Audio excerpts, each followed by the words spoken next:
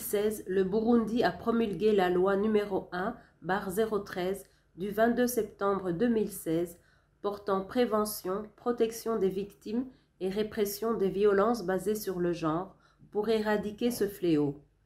Malgré l'existence de cette loi depuis environ 8 ans, le constat est que les cas de violences basées sur le genre restent élevés. Il est vraiment temps que le Burundi passe de la parole aux actes et que les femmes jouissent véritablement de leurs droits reconnus par tous les dirigeants et tous les citoyens de bonne foi. Le 8 mars dernier, le Burundi s'est joint au monde entier pour célébrer la Journée internationale de la femme sous le thème « Cheminons ensemble avec la femme dans le développement en augmentant la production ». Dans son discours, le président de la République, son Excellence Évariste Ndayishimiye, a appelé les hommes burundais à revaloriser la position sociale de leurs épouses et à honorer leur dignité, afin qu'elles contribuent au développement du pays.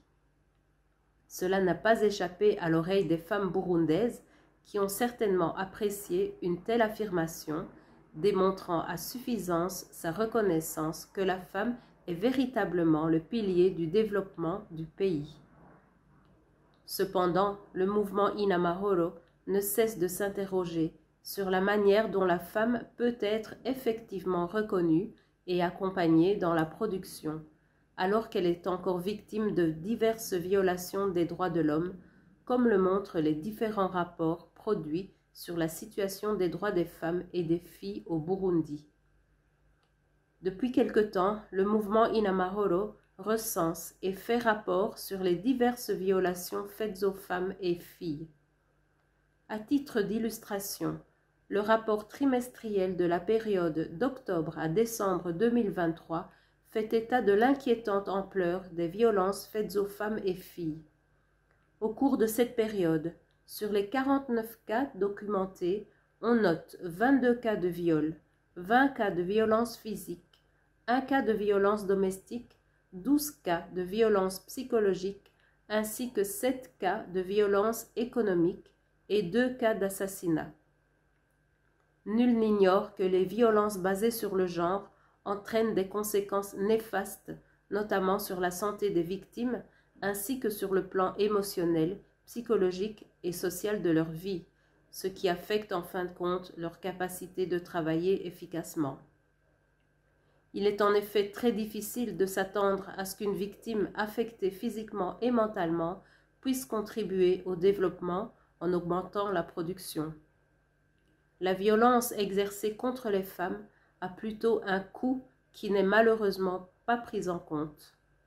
Il suffirait de comptabiliser le coût des soins médicaux en cas de violence physique, le manque à gagner quand la femme est en incapacité de travailler, ainsi que le coût des souffrances collatérales que subissent la famille dont elle a la charge, en l'occurrence les enfants.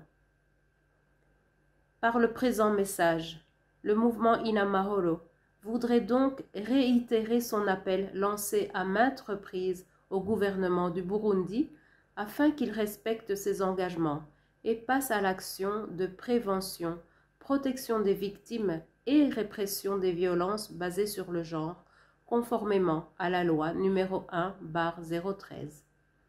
Pour ce faire, il devra reconnaître la gravité de ce fléau et fournir plus d'efforts pour l'éradiquer et s'assurer que ce facteur, qui constitue un des blocages du développement,